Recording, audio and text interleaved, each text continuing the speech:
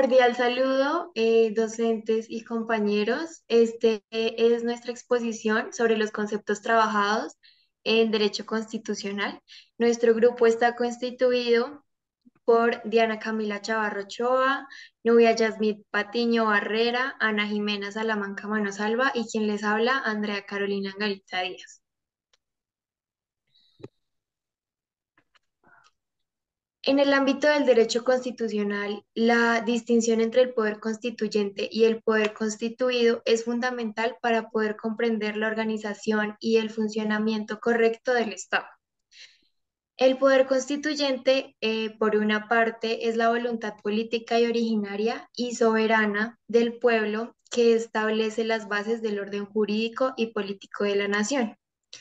Sus características, entre algunas que podría nombrar, es que es supremo. Esto quiere decir que no está sujeto a ningún otro tipo de poder. También que es indelegable, es decir, que no puede ser transferido a otra persona o entidad. Y por último, que no puede ser inalienable. Esto quiere decir que no puede ser renunciado o enajenado. Los tipos de poder constituyente son el originario, que es el ejercido por el pueblo para crear una nueva constitución o modificar sustancialmente lo existente. Y también tenemos el tipo derivado, que este es ejercido por órganos específicos del Estado, como por decir la Asamblea, para poder reformar la Constitución dentro de los límites establecidos de la misma. Por otro lado, tenemos el poder constituido, que estos son los poderes públicos creados por la Constitución y sobre todo encargados para ejecutar las normas y desarrollar las funciones establecidas en ella. Algunas de sus características es que es un poder limitado. ¿Qué quiere decir eso? Que se ejerce dentro de los marcos establecidos en la Constitución.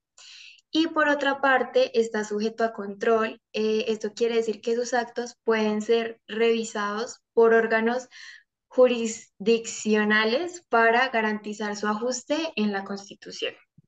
Algunos ejemplos del poder constituido puede ser la rama legislativa, la rama ejecutiva, la rama judicial. Eh, y por último, eh, quiero nombrar alguna relación entre estos dos poderes, y es que el poder constituyente es la fuente del poder constituido. Esto es demasiado importante. En segundo lugar, es que el poder constituido ejerce su poder dentro de los límites establecidos por el poder constituyente. Y por último, el poder constituyente se puede reformar, o sea, el poder constituyente puede reformar la Constitución para modificar las funciones y atribuciones del poder constituido. Como conclusiones, quiero decir que la distinción entre el poder constituyente y el poder constituido es demasiado fundamental para poder comprender la soberanía de poderes y el Estado de Derecho. La parte dogmática de la Constitución se considera la parte más importante, ya que en esta la Constitución es la sección fundamental donde se establecen los derechos, los principios, deberes, que son la base del sistema político y jurídico del país. Esta se define como el carácter del Estado y la relación que existe entre el gobierno y los ciudadanos. Encontramos el preámbulo. ¿Cómo está constituido? Está el preámbulo, los principios fundamentales, los derechos fundamentales y las garantías. El preámbulo es la introducción de la Constitución en donde se declaran los valores y los principios y los objetos que son fundamentales del Estado. En los principios encontramos que son los pilares básicos para la organización del Estado político. La soberanía popular, la separación de poderes, el Estado de Derecho y la protección de los derechos humanos son unos ejemplos de los principios fundamentales en que se basa la Constitución. Los derechos fundamentales son los derechos básicos que se reconocen a las personas independientemente de su origen, condición social o cualquier otra circunstancia. En este encontramos el derecho civil, los derechos económicos, sociales y los derechos colectivos. Y las garantías son los mecanismos jurídicos que aseguran el cumplimiento de cada uno de los derechos fundamentales. La importancia de la parte dogmática la define primero el carácter del Estado, que es donde se establecen los valores y los principios que guían el actuar del Estado. Es fundamental para garantizar que el gobierno sea justo y democrático. También tenemos que es importante porque protege los derechos de los ciudadanos. Estos son esenciales para que no se encuentre el abuso del poder y garantizar una vida digna. Y sirve también como base para el desarrollo del derecho, ya que permite hacer las leyes y normas en consonancia con los principios y valores de la Constitución. Los ejemplos tenemos los artículos, nombremos uno de ellos, es el artículo 23, que es que toda persona tiene derecho al trabajo en condiciones justas y equitativas. Y otro que es fundamental es el artículo 41, donde dice que la familia es la base fundamental de la sociedad. En cuanto a la otra parte de la Constitución Política de Colombia, tenemos que está la parte orgánica, en la cual se establece la estructura y las funciones del Estado, así como también se determinan todas las competencias y los procedimientos del poder público que están establecidos en el título 5 de la Constitución Política. En cuanto a la estructura del Estado, esta se va a dividir en tres poderes: el Ejecutivo, el Legislativo y el Judicial. El Legislativo se encarga de la creación de leyes, el Ejecutivo de la aplicación de las mismas y el Judicial de la resolución de conflictos. Si bien esos trabajan de manera independiente, se complementan para lograr una equidad y tener muy clara la separación de los poderes. En cuanto al el Poder Ejecutivo, tenemos que este está encabezado por el presidente de la República, quien funge como jefe de Estado y de gobierno y es la autoridad máxima del país, acompañado también de los ministros y de los directores de las entidades estatales que forman parte del gabinete ministerial.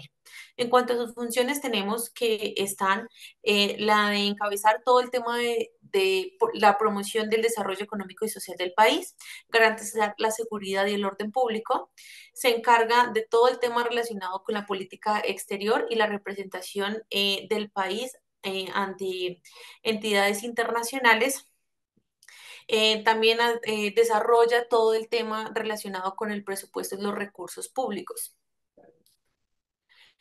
En cuanto al poder legislativo, ese está conformado por el Congreso de la República, que se divide en dos: el Senado y la Cámara de Representantes, los cuales son elegidos de manera popular.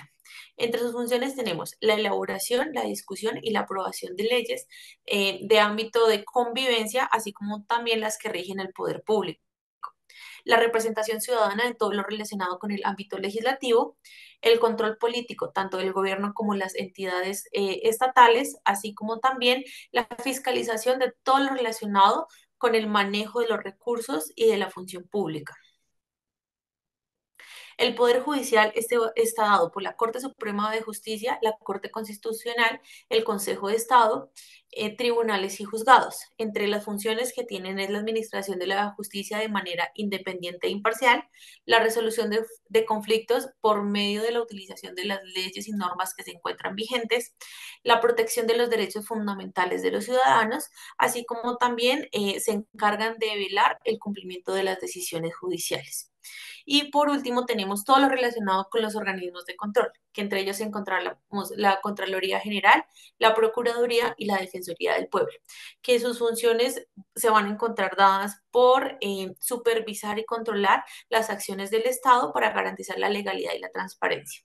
Y por último, para cerrar esta parte de la Constitución, tenemos que tener en cuenta el tema de la descentralización y la autonomía que rige en este país, en los cuales tanto los departamentos, municipios y distritos tienen la autonomía para ver sus asuntos y manejar sus propios presupuestos. Respecto de los derechos fundamentales en la Constitución Política de Colombia de 1991, la luz del nuevo constitucionalismo, debemos tener en cuenta los antecedentes y las causas. ¿Qué fue lo que motivó esta Constitución de 1991? Había un contexto internacional en aquellos años en los cuales estaba en auge la globalización neoliberal. ¿En qué consistía? Generalmente en la expansión del comercio y el país que estaba liderando esta expansión fue Estados Unidos, entre los principales, lo que obligó pues que Colombia en ese sentido también avanzara y tomara nuevas decisiones en cuanto a la Constitución de 1886, porque esta de cierta manera obstaculizaba, inclusive con sus ajustes que se fueron realizando, los tres ajustes que tuvo, obstaculizaba como tal la visualización y la inclusión en el contexto internacional. La apertura económica, lo que hoy conocemos como los tratados de libre comercio, en aquel entonces pues no teníamos una legislación que nos permitiera, la Constitución como tal no nos permitía darnos esa oportunidad como país. Y hay un aspecto fundamental que dio origen a esta Constitución de 1991, que es el movimiento estudiantil que conocemos como la séptima papeleta, que fueron jóvenes que decidieron en las votaciones de 1990 incluir un documento adicional en el cual manifestaban de manera expresa que el país estaba necesitando una constitución y que el país como tal, como garante pues de los derechos y como máxima autoridad por ser un país democrático, estaba exigiendo que efectivamente se realizara una nueva constitución.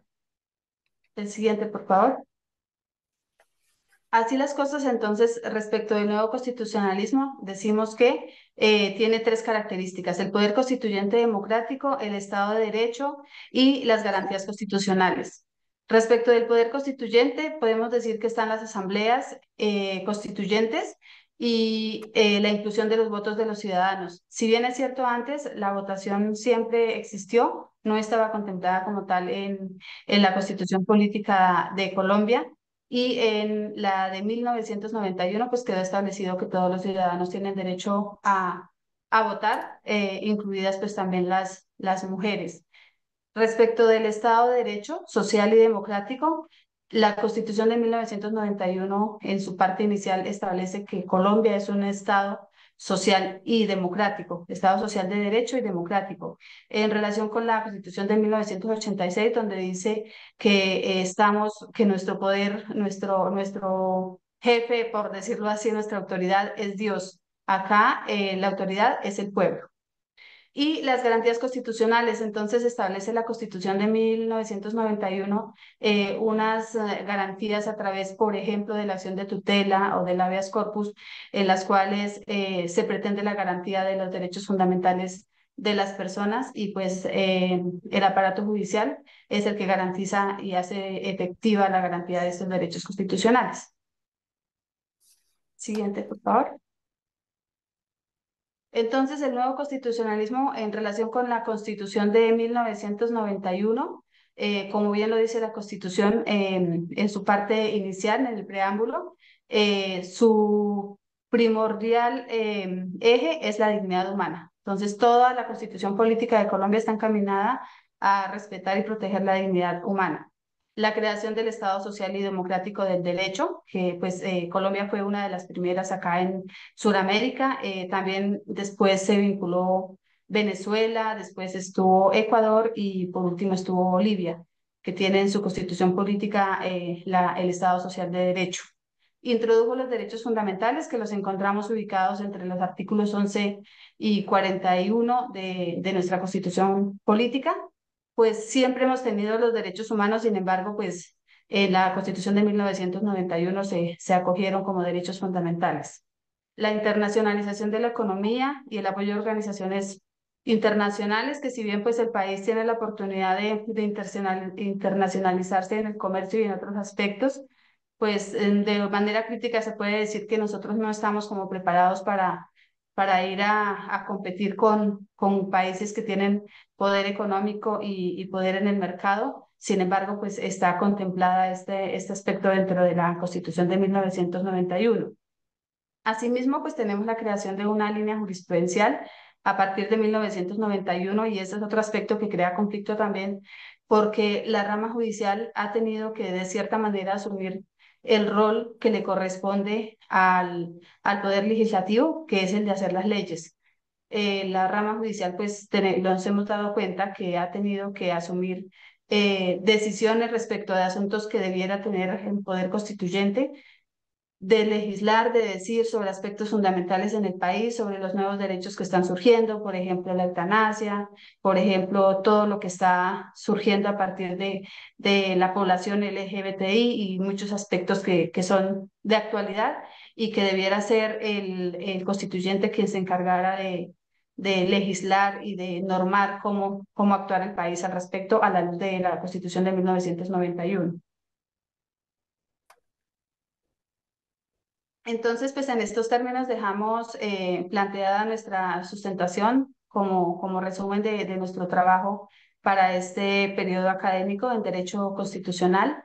Un agradecimiento a todos los compañeros, al grupo de trabajo y a nuestra docente por el aprendizaje, por todos los aportes que hemos recibido en este proceso de formación y hasta una próxima oportunidad.